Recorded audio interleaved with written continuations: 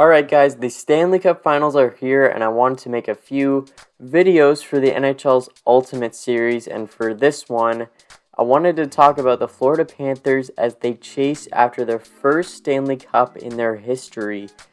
I just want to start off by saying it is unbelievable that this team is at this point right now, from being so close to being eliminated from playoff contention, and even before that being so close to the bottom of the standings. It truly is a remarkable run that this team is on, and it shows how unpredictable the NHL really is. Before we get into it, though, I ask that you please smash the like button to show your support. Thank you so very much. So, let's start with Part 1.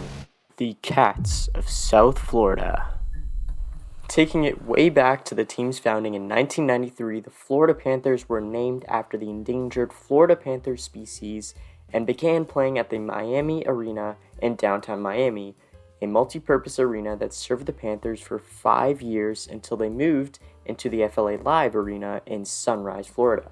In the early years, Panthers fans mostly consisted of Canadians and also Americans from more northern states, and were referred to as snowbirds because they grew up in cold places where hockey was a more popular sport. And these snowbirds ended up in the Miami area as well as in the rest of Florida to retire or to relocate for an occupation.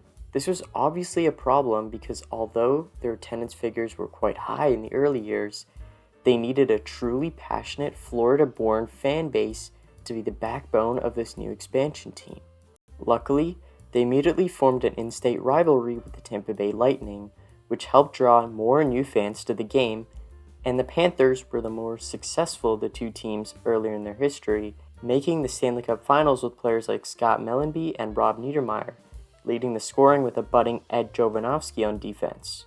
They unfortunately ended up getting swept by the Avalanche, who were truly a powerhouse team, but that season did create one of the more wacky home ice traditions in the league, where rats were thrown on the ice after Panthers goals, and it all started when a rat was spotted inside the Panthers dressing room minutes before a game.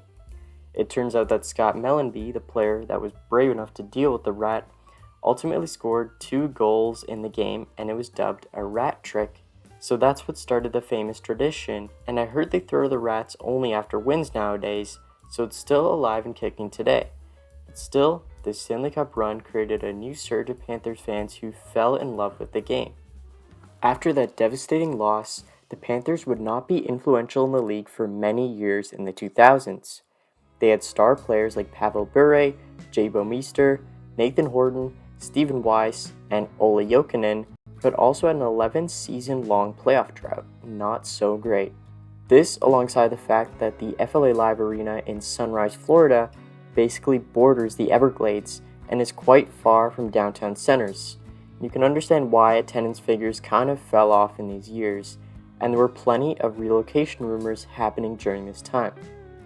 The 2010s had a different feel to them, though.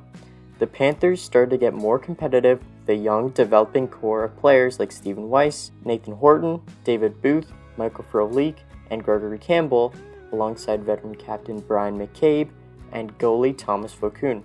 Then, in 2012, they finally made the playoffs with key players like Thomas Fleischmann, Weiss, Christopher Stieg, Jason Garrison, Brian Campbell, Dmitry Kulikov, Sean Bergenheim, Mike Weaver, Eric Goodbranson, and Jose Theodore in net. But they ended up losing in the first round and returned to flounder near the bottom of the standings. They tanked for a few years in this period and landed themselves top franchise cornerstones in the draft like Alexander Barkov, Jonathan Huberdeau, Aaron Ekblad, as well as elite pieces like Michael Matheson, Jacob Markstrom, Vincent Trocheck, Mackenzie Weegar, Lawson Krause, and Owen Tippett, to name a few. It's important to note that the mid-2010s were also difficult times in terms of attendance, and it seemed as if their lower than NHL average attendance would be a normal thing.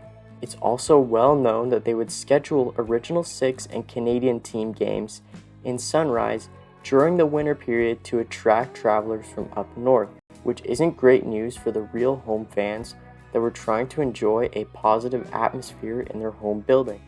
Although fans could understand that there was a rebuilding process going on, it seemed as if only a winning team could actually bump up those attendance numbers.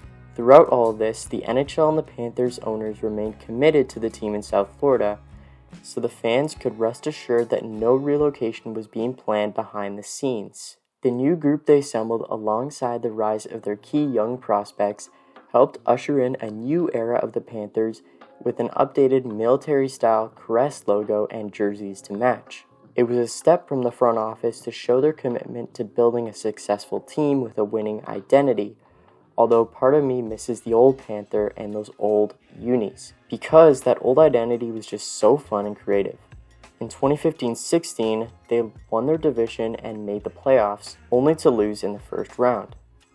A few years of poor performance in the following years prompted the front office to hire GM Bill Zito and head coach Joel Quenneville, and then in 2021, Andrew Brunette, due to the Chicago Blackhawks controversy that prompted Quenneville to resign. This new group helped them get back to relevance in the NHL with a few playoff appearances. Last season, the Panthers had the best record in the regular season, winning the President's Trophy and winning a playoff series before being eliminated by the Carolina Hurricanes in the second round.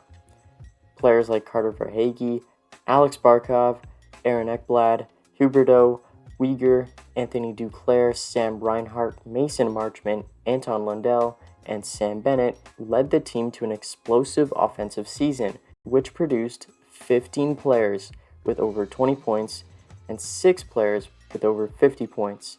Really an incredible, remarkable season for them. Although it ended in heartbreak, it helped set the foundation for a team that showed that they could compete.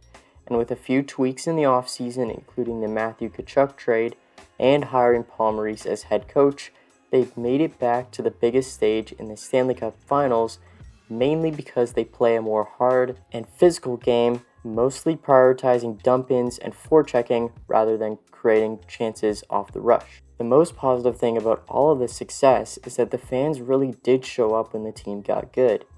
Attendance numbers have been a lot higher, especially this season, and it's creating a fantastic new buzz around this team in South Florida. For the players as well, we might see many first Stanley Cup wins in this roster, with only Carter Verhaeghe and Eric Staal winning the coveted championship. Funnily enough, as a Tampa Bay Lightning and Carolina Hurricane, respectively, the Panthers' biggest regional rivals. I would love to see guys like Bobrovsky and Tkachuk win their first cups, especially because these two have been their 2 MVPs this season.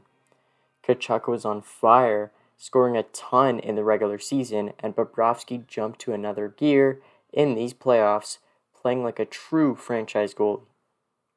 Also, it's crazy to think that back in December and January of this season, they were closer to a lottery pick than a playoff spot, and they beat the Buffalo Sabres at home in April, which was a vitally important win since the Sabres literally finished 1 point behind them. And the fact that the Penguins lost to the 2 worst teams in the NHL, the Chicago Blackhawks at home and the Blue Jackets away, in their last 2 games of the season, and because of that, they could not clinch their own spot and left it wide open for the Panthers. It's frankly unbelievable that they made it this far, and it would mean a whole lot if they could win the Stanley Cup this year. Alright, so that's it for this video. I hope you enjoyed that little look back into their history.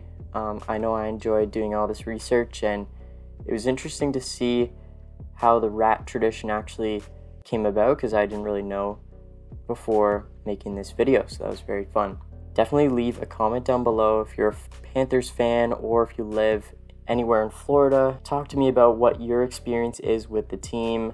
Let me know, because I don't really live in that area, so I don't have that personal perspective. Definitely like the video also if you enjoyed it, and subscribe to my channel if you want to see more of this kind of content. I do want to upload a video about the Vegas Golden Knights to kind of pair with this one. Unfortunately, I was a little bit under the weather for the past few days, so I was a bit out of commission, but I hope to be making more and more videos for you guys in the future. Anyways, I hope you enjoyed your day, and I'll see you next time.